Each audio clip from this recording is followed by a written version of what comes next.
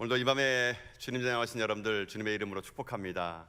하나님이 우리 가운데 함께함을 믿습니다.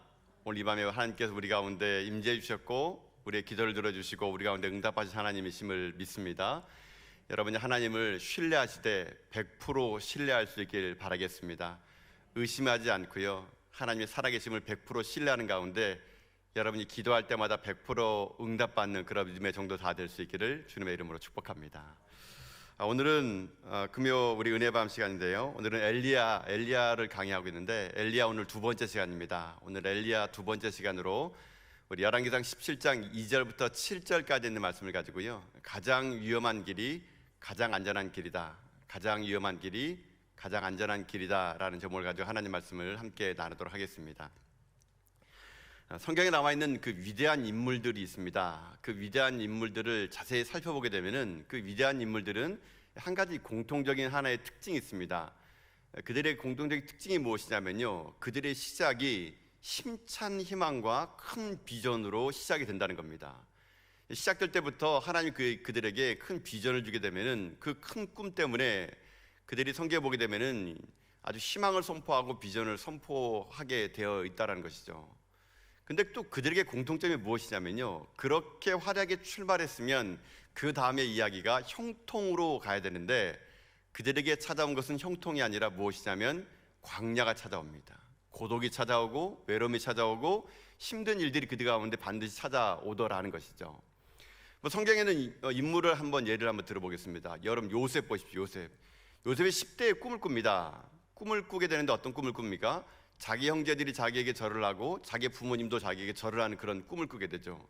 요셉의 생각이 그렇습니다. 내 인생을 하나님께서 어떻게 쓰시려고, 어떻게 활약에 쓰시려고 이런 꿈을 꾸게 했을까? 아마 요셉의 10대 때는요, 그 꿈 때문에 그는 하루하루를 기대하며 소망으로 그는 살게 됩니다. 그런데 어떻게 됩니까? 그 꿈 때문에 요셉은 큰일을 당하게 됩니다.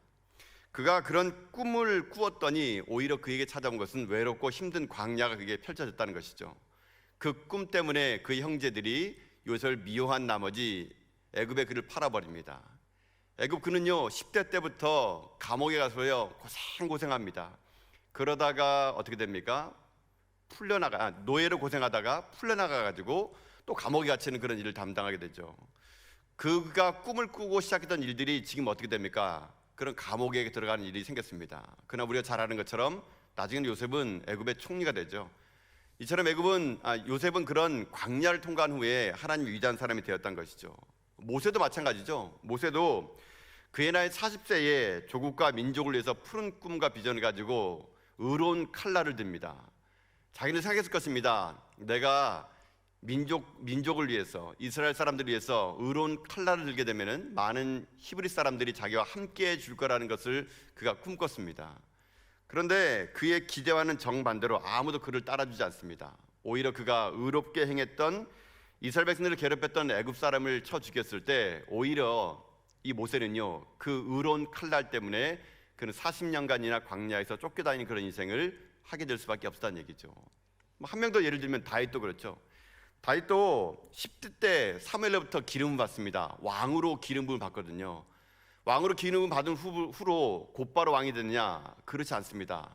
왕으로 기름부음을 받다는 이유만으로 이 다윗에게 펼쳐진 일들은 사울의 칼날을 피해가지고요 10대 때 그 푸르는 꿈과 20대의 청춘을요 온종일 광야에서 다 날려버리게 됩니다. 그리고 30세가 돼서야 겨우 왕이 되는 그런 일을 다윗은 경험하게 됐다는 것이죠. 이 모든 일이 다 어디부터 시작했습니까? 그에게 준 커다란 꿈과 비전을 가지고 시작했더니 그들의 인생 속에는 이런 광야를 통과한 후에 나중에 하나님의 큰 위대한 인물이 되었다는 겁니다. 이게 성경에 나와 있는 모든 위대한 인물들의 특징이었던 것이죠. 하나같이 모든 하나님의 사람들은요 이런 광야 학교를 통과한 후에 그들은 하나님의 위대한 인물이 되었습니다. 오늘 본문에 있는 엘리야도 마찬가지입니다. 엘리야도 다른 믿음의 사람들과 똑같은 이 길을 걷게 되는데요, 우리가 지난 시간에 우리 엘리야에 대해서 살펴봤을 때 엘리야가 그 당시에 아합 왕에게 가서 선포하게 됩니다. 그 당시에 그 아합 왕 앞에서 모든 문무백관들이 다 모인 앞에서 이 엘리야가 선포하기 이렇게 하죠. 내가 섬기는 이스라엘 하나님 여호와께서 살아계심을 두고 맹세하노니 내 말이 없으면 수년 동안 비도 이슬도 있지 아니하리라. 그 당시에 생사여탈을 갖고 있던 왕 앞에서 이 엘리야가요 이런 비전을 선포하고 이런 말을 하게 됩니다.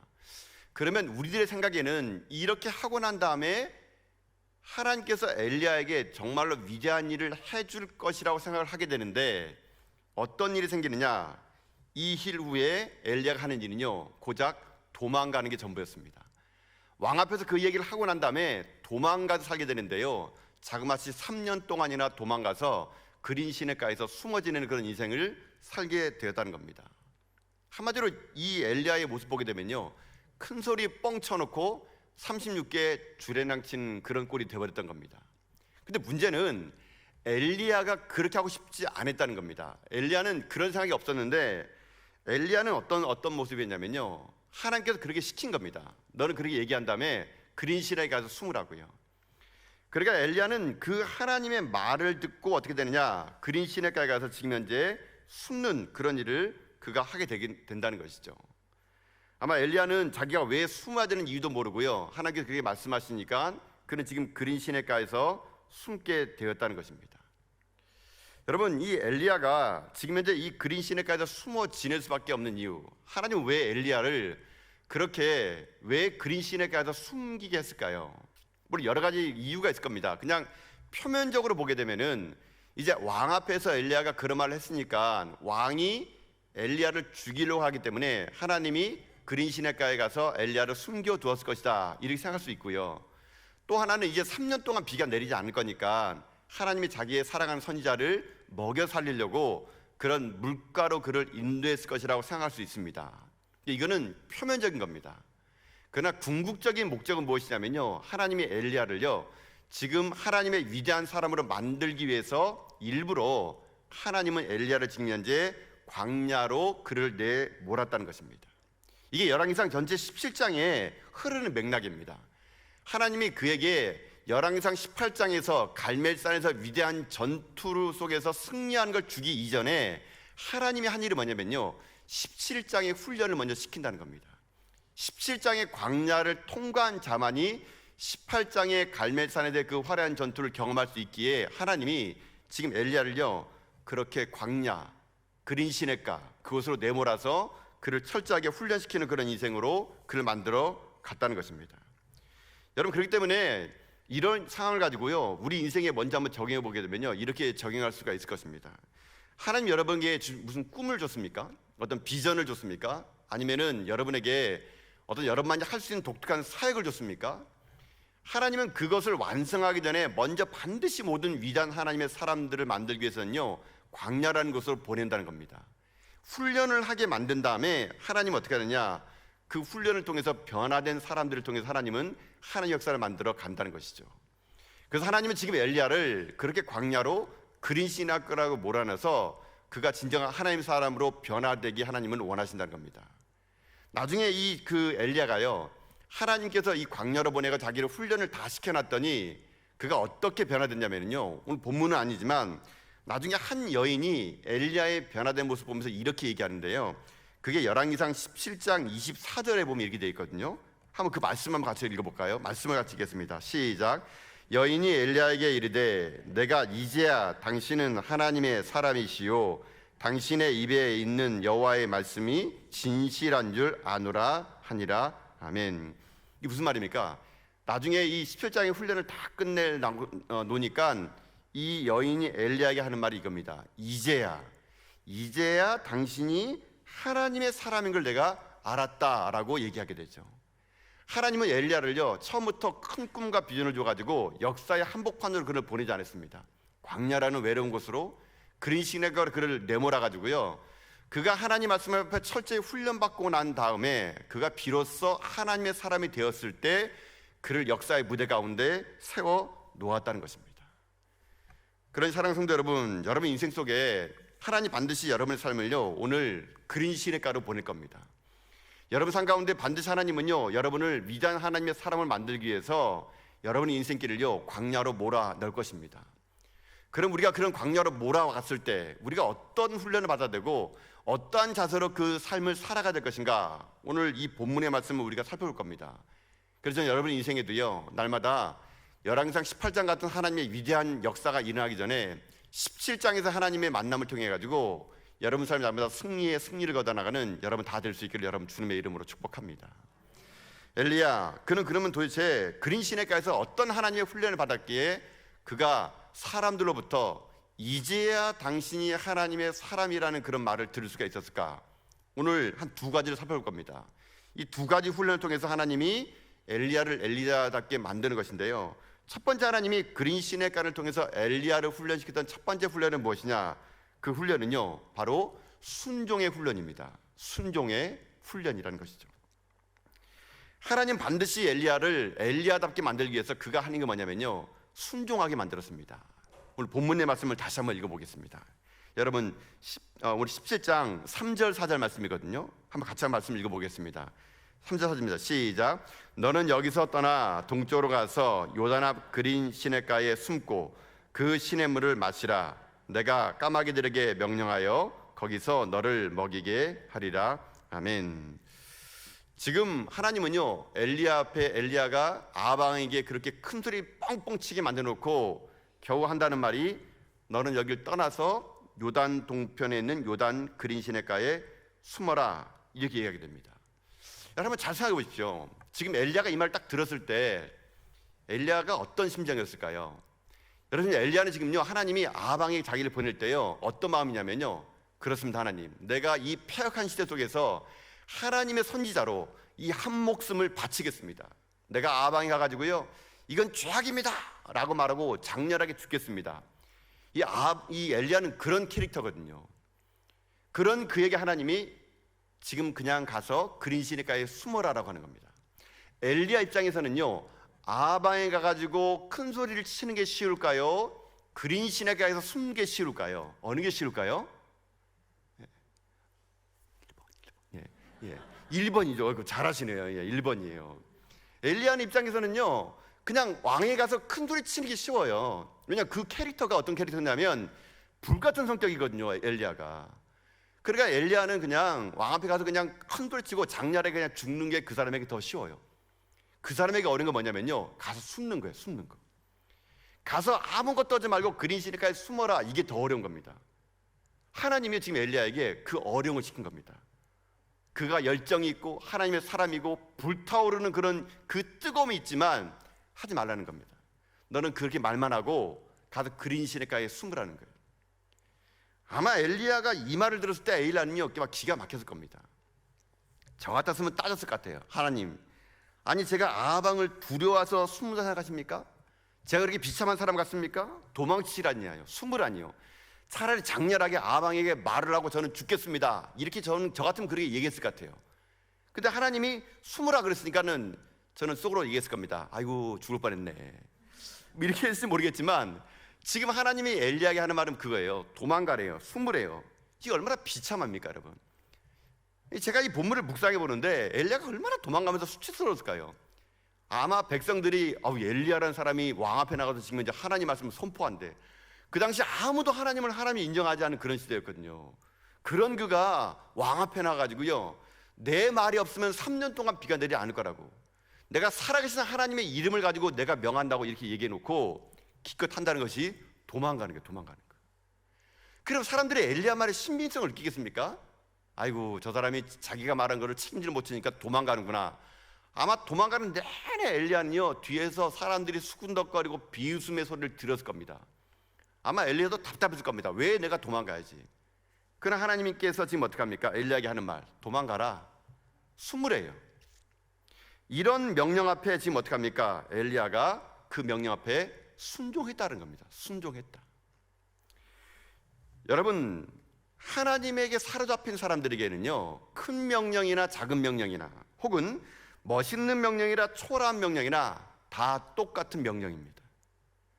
우리들은요, 약간 이렇게 생각합니다. 하나님의 명령 속에는 큰 명령이 있고 작은 명령이 있다고, 화려한 명령이 있고 초라한 명령이 생각하는데 그건 인간적인 생각이에요. 예를 들면은 어떤 사람에게 너는 저 선교지에 가가지고 수천 명의 사람들 앞에서 복음을 전하고 와라, 그들이 가서 예수 그리스도의 이름을 전하라. 여러분 얼마나 멋져 보입니까? 이런 명령과 너는 오늘 뭐 예를 들면 이렇게 얘기하겠습니다. 이게 뭐 작다는 건 아니고요. 뭐 예를 들면 너는 오늘 주일날 아무도 안 보는 주방에 가서 설거지만 하고 집에 가라. 여러분 이렇게 했을 때 우리들의 인간의 입장에서는 많은 사람들 앞에 가서 선교하고 전도하고 그들에게서 복음 전하는 것이 큰 명령처럼 보이고, 가서 주방에서 아무도 보이지 않는 곳 설거지하고 주차 봉사하고 이것은 작은 명처럼 보일 수 있다는 것이죠. 이게 바로 우리 인간들의 시각이라는 겁니다. 하나님의 입장에서는요, 큰 일 작은 일 없습니다. 하나님의 명령은요, 멋있는 명령 초라한 명령 없습니다. 그냥 명령이에요. 명령. 우리들이 인간의 생각에서는 숨는 것은 작아 보이고 아방 가서 큰 소리 치는 것 큰 명제는 보이는데 그렇지 않다는 겁니다. 하나님은요, 갈멜산에서 위대한 전투 속에서 승리를 이 엘리야에게 안겨주기 전에 엘리야 속에 있는 순종을 하나님은 테스팅하고 그를 진정한 하나님의 순종의 사람으로 그를 훈련시키고자 그가 도저히 받아들이기 어려운 일, 가서 숨어라, 아무것도 하지 말고 숨어라, 이렇게 그를 보내는 그 자기 속에 있는 자기가 도저히 받아줄 수 없는 그런 환경들, 그런 명령 앞에 이 엘리야가요, 토시 하나 안 달고 그 그린 시내가에서 가서 거기서 3년 동안이나 머무는 그런 일을 했다는 겁니다. 이게 하나님의 위대한 일이었던 것이죠. 여러분, 그래서 우리들에게 하나님께 필요한 게 무엇이냐면요, 순종입니다. 순종. 순종만큼요 하나님의 위대한 일을 행할 수 있는 사람 없습니다. 여러분요, 우리가 무엇 하나 조금만 잘하면은요, 우린 그거 가지고 교회를 위해서 내가 헌신하겠다, 내가 무엇을 하겠다 이렇게 하는데요, 여러분 하나님이 그거 하지 말라 그러면요 하지 말아야 됩니다. 일전에 제가 정말 꼭 이런 일이 있었습니다. 제가 이제 일전에 이제 교회를 처음 시작할 때 제가 이제 좀 비교적 이제 서울에 있는 대형 교회에서 제가 사역을 했어요. 정말 그 많은 사역을 했습니다. 제가 아마 교육전사부터 시작해가지고 7년 동안 그 교회에 있으면서 진짜 많은 다양한 사역을 했었고, 다양한 일을 했었고, 다양한 사람 만났었고요. 제 동기들 중에서 저만큼 어떤 사역이라든가 어떤 이 그 목회 부분에서 또 이렇게 말하면 교만할지 모르겠지만 하여튼 제가 아주 탑이었어. 뭐 모르면 다 저희 전화 왔어요. 어떻게 하면 되냐고. 그럼 제가 뭐 다 얘기해주면 뭐 저 앞에 와서 그냥 엎드려 경배하고 막 그러게 했는데, 근데 그 교회는 어떤 교회냐면요, 7년이 되면 떠나라 그래요. 떠나는 교회였어요. 제가 그 교회에 있으면서 7년이 딱 됐습니다. 7년이 돼가지고 그 교회를 떠나야 되는데 도저히 떠나고 싶지 않은 거예요. 솔직히 말했어요. 아니 이렇게 이런 모든 게 안정적이 되고 모든 게 다 갇혀 있고 사람들이 그 교회 다닌다 그러면 와, 너 정말 큰 교회 다니는구나, 거기 사역하는구나 이렇게 하는 건데 떠나래. 저의 인간적인 마음은 떠나고 싶지 않았는데 제가 7년 딱 되니까 하나님이 계속 떠나게 하는 거. 제가 기도하는 가운데 하나님, 그 어디로 떠나야 됩니까? 어디로? 그러다 기도하는 가운데 어디로 떠나가 되느냐? 아주 멀리 떠나갑니다. 아주 멀리. 서울에서요 제주도로 가래요. 제주도로 가라는 그런 마음을 주신 거예요. 제가 안 가려고 그랬습니다. 어떻게든 핑계를 대가지고 안 가겠다. 그래서 제가 이제 제주도의 어떤 한 교회에 거기서 이제 오라고 하는 거예요. 또 마침요. 이거 어떻게 마침 또 이런 일이 생겼어요. 그래서 제가 그 교회에 갔습니다. 그 교회에 가가지고 제가 어떻게 하냐면 그 본당이 엄청, 제주도 좀 그 교회가 좀 큰 교회예요. 그 교회 본당에 가가지고 제가 아무도 없는 그 본당에서, 큰 본당에서 의자에 앉아가지고요 제가 기도했습니다. 하나님, 제가 이곳에 와야 될 이유를 얘기해 주세요. 저는 오고 싶지 않았거든요. 근데 마침 제가 기도하고 있는데 그 교회는요 이 그 강대상 뒤에가 전면 유리예요. 전면 유리입니다. 전면 유리고 그 바깥에는 큰 십자가가 세워져 있고 이런 그런 교회였거든요. 제가 한참 그 교회에서 기도하는데 갑자기 그 기도하는 속에 갑자기 퍽 소리가 나는 거예요. 제가 깜짝 놀라가지고 제가 둘러봤는데 그 넓은 예배당에 아무도 없는데 퍽 소리 나는 겁니다. 제가 너무 놀래가지고 이게 무슨 소린고 해가지고 계속 기도했습니다. 하나님, 제가 이곳에 와야 될 이유를 설명해 주십시오. 그랬더니만은 또 퍽 소리가 나는 거예요. 제가 눈을 들고 딱 떠봐서 정면을 딱 봤더니 이 나무 옆에 웬 새가 한 마리 있는데 이 새가요, 이 유리가 너무 투명하다 보니까 들어올려다가 머리를 부딪힌 거예요. 제가 속을 생각했습니다. 그러니까 새 머리구나 이렇게. 근데 제가 그때 잠깐 이런 들었습니다. 그 새를 딱 바라보면서 하는 기도, 하나님, 정말 하나님께서 만약에 저를 이곳에 오라는 것이 확실하다면 저 나뭇가지에 있는 새가 저 십자가의 머리 위에 앉으면 제가 하나님이 저를 이곳에 오라라는 신호를 가진 줄 알고 제가 순종하겠습니다. 제가 목사인데도 그렇게 했어요. 그래가지고 제가 속으로는 설마 그럴 리가 있겠냐, 설마. 기도를 하고 눈을 딱 떴습니다. 조금 있으니까 새가요 그 나뭇가지에서 십자가 위로 올라가는 거예요. 여러분 지금 여러분 그냥 아무렇지 않죠. 제가 막 소름이 쫙 껴가지고요, 제가 이 새가 사람 말을 알아먹는 거 아닌가? 그래서 제가 그 다음에 좀 더 가까이 가가지고 그 다음에는요 말 안 하고 속으로만 얘기했습니다. 새가 들을까봐. 제가 또 테스팅했어요. 하나님, 그렇다면은 높은 곳에 있다가 그 새가 그 십자가 위에 앉을 수 있겠죠. 하나님, 그렇다면 두 번째입니다. 그럼 저 새가 저기 앉아 있다가 이 왼쪽 십자가 옆으로 내려앉으면 제가 하나님이 이곳에 오라는 걸로 제가 알겠습니다. 이렇게 기도를 딱 하고 눈을 딱 떴어요. 그랬더니 그 새가 거기 머리에 있다가 왼쪽에 십자가 앉는 거예요. 점점 저는 제도를 가야 될 수밖에 없는 불길한 얘기가 막 들어오기 시작합니다. 그래서 제가요, 야, 이거 안 되겠구나, 좀 더 어려운 걸 해줘가지고 도저히 이거 안 되게끔 해야 되구나. 그래서 제가 했습니다. 하나님, 마지막으로 하나만 하나님께서 저를 들어주시면 제가 확실하겠습니다. 지금 이 새가 한 마리인데요, 두 마리가 더 날아와가지고 세 마리가 이곳을 배회하고 날면은 하나님이 저를 이곳으로 오라라는 걸로 제가 알고 제가 순종하겠습니다. 저는 진짜로요 날아올 줄 몰랐어요. 그런데 진짜 어떻게 된지 아세요? 새 두 마리가 날아온 거예요.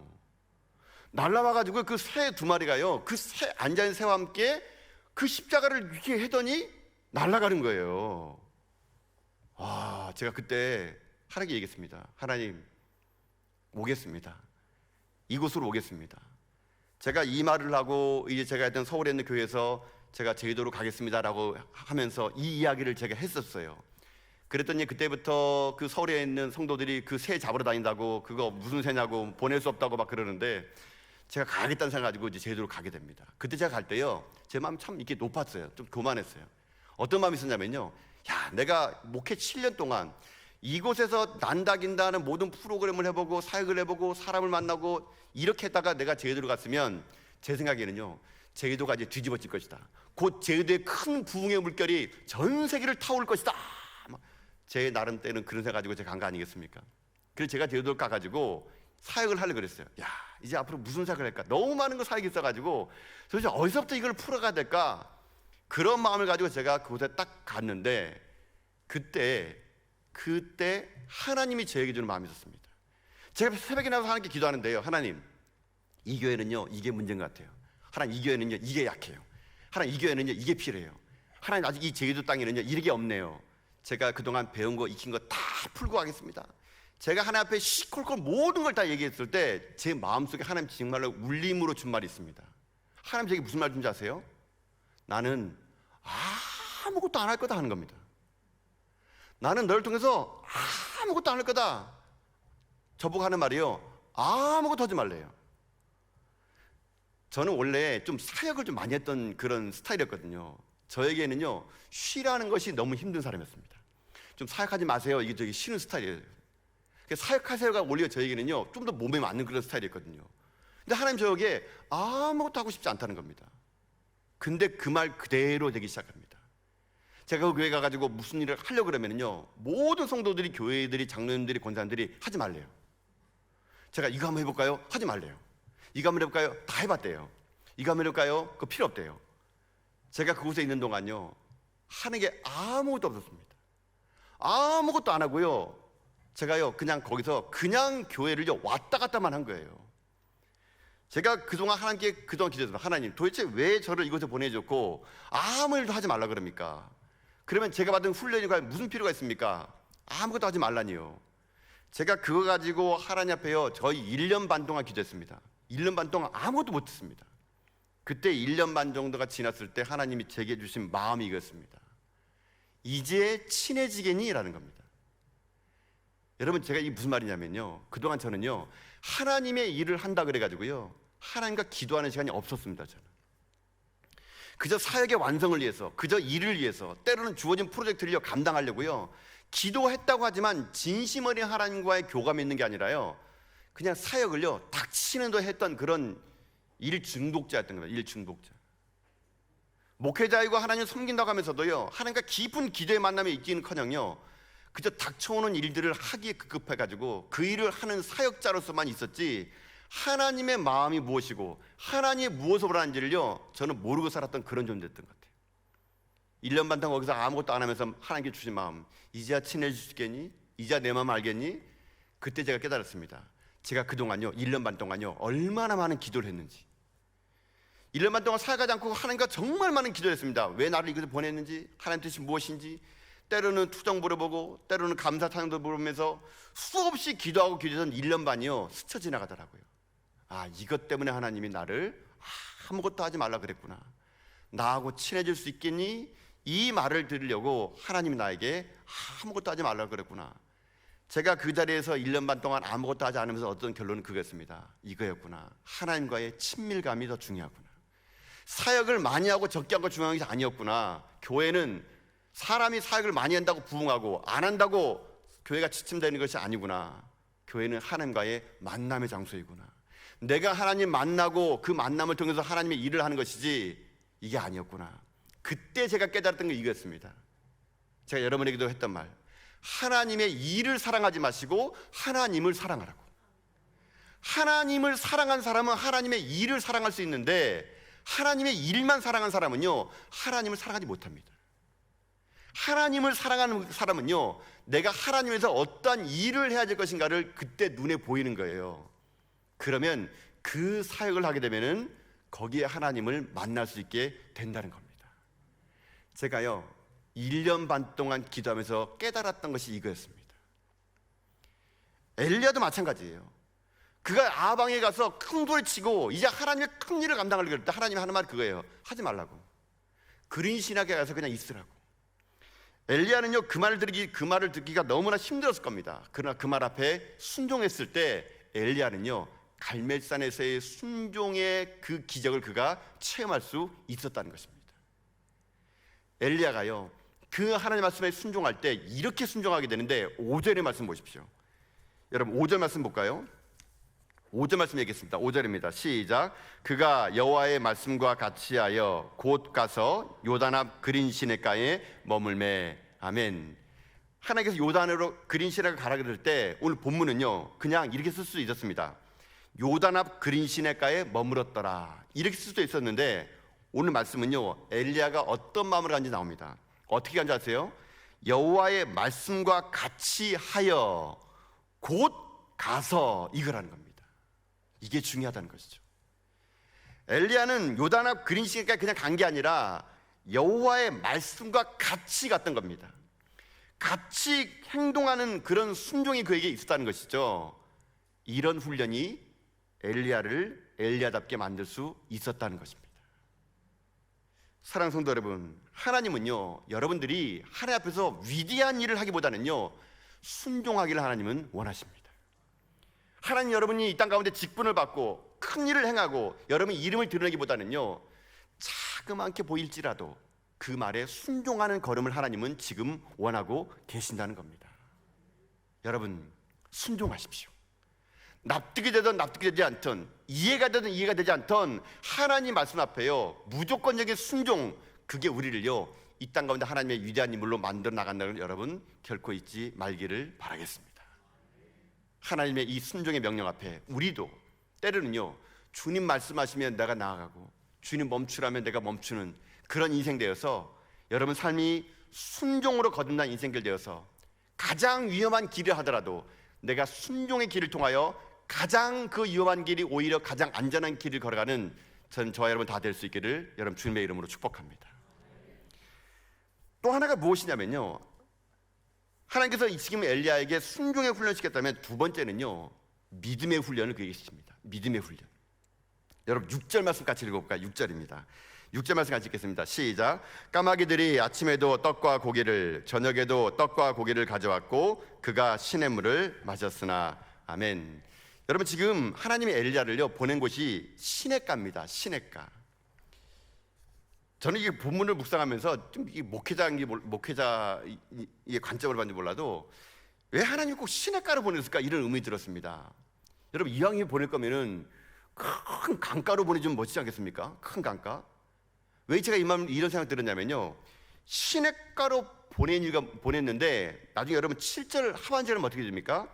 얼마 후에 그 시내가 말라버린 거예요. 말라버린 거. 여러분 이왕이면은 자기 선지자 보낼 거면은 큰 강가 가가지고 강물을 그냥 퍼먹고 살 수 있도록 하면 되는데 시냇가를 보냈더니 곧 말라버릴 시냇가에 그를 보냈다는 거예요. 여러분 여기서 이 그린 시냇가가 의미가 있는데요. 그릿이라는 이 말의 뜻은 뭐냐면요, 단절입니다. 단절. 그릿이라는 말은 단절이라는 겁니다. 단절. 뭐를 단절시킬까요? 세상과 단절시키는 겁니다. 그릿이란 뜻이 단절됐다 이런 뜻이거든요. 하나님은 지금 엘리야를요 단절시키는 그린 시간에 가가지고 하나님 앞에 믿음의 훈련을 시켰던 겁니다. 우리 아까 읽던 본문에 있는 말씀 보세요. 그가 아무것도 없이 그냥 그린 시간에 갔어요. 하나님이 그를 어떻게 먹였습니까?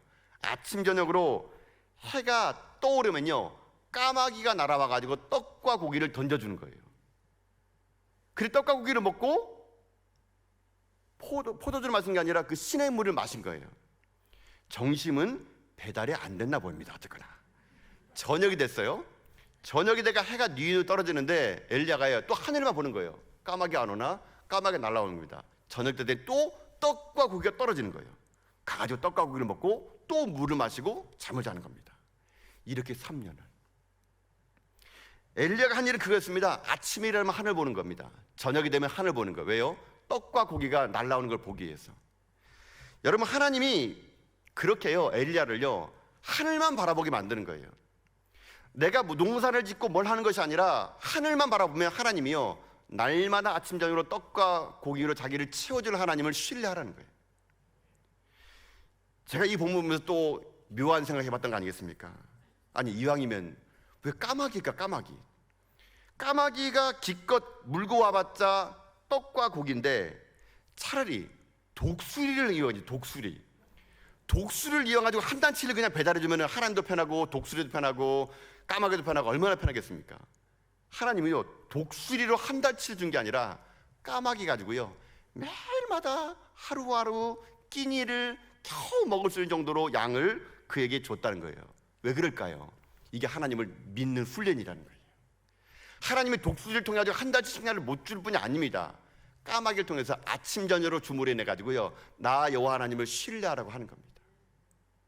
여러분 그거 아십니까?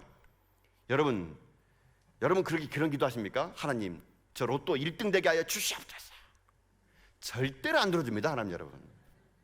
혹시 오늘 복권 사가지고 이번 주에 막 부품 구매 가지고 계십니까? 꽝 될 겁니다. 여러분. 하나님은요 우리가 하나님 내가 로또 1등 돼가지고 하나님 앞에 모든 걸 드리겠습니다. 하나님 1등 되게 주세요. 떼돈 벌게 해주세요. 하나님은 절대로 떼돈 벌게 안 해줍니다.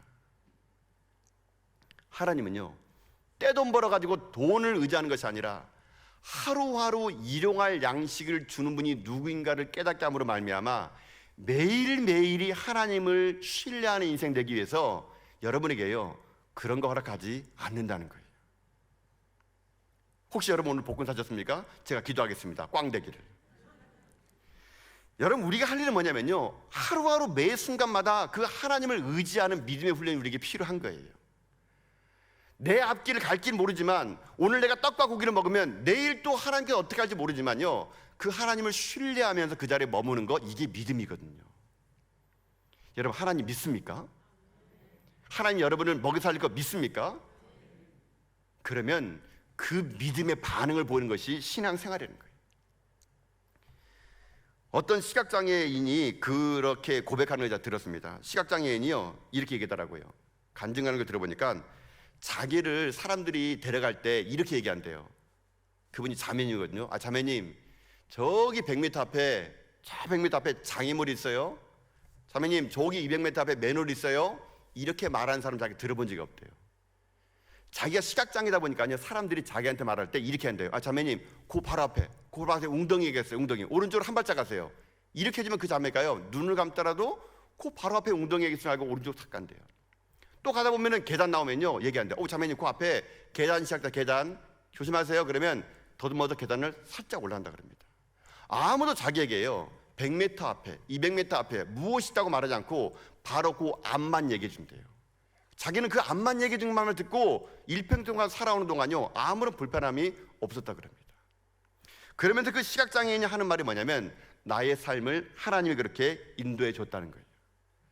사람들이 그 바로 앞에 있는 것만 얘기해 준 것처럼 하나님이요 매일매일마다 자그마한 것에 나에게 말씀해 주실 때 내가 한 걸음 한 걸음 떼는 것이 아무런 불편함이 없었다고 그 시각장애인이 그렇게 얘기하더라고요. 여러분, 그래서 우리들의 인생의 삶에도요 이런 하나님의 은혜가 내 삶의 발걸음을 인도한다는 확신을 가지고요 우리가 이런 믿음의 길을 걸어가는 우리가 돼야 된다는 것입니다. 하나님은요 오늘도 우리들의 인생 속에 매일 매 순간마다 하나님만을 의지하는 믿음의 발걸음을 떼기는 하나님은 원하신다는 얘기예요. 내 앞길 갈 바 알지 못하지만 내일을 알지 못하지만 염려하지 않고 하나님이 내 인생 가운데 길이 되어주시고 내 삶 가운데 노래가 되어줄 거라는 확신을 가지고 한 걸음 한 걸음 떼는 인생, 그래서 그들의 인생의 삶에 주의 말씀은 내 발의 등불이요 내 인생의 길이 된다는 것을 고백하는 그 사람들의 고백을 통해서 하나님이 이 시대에 위대한 하나님 역사를 만들어가 간다는 것입니다.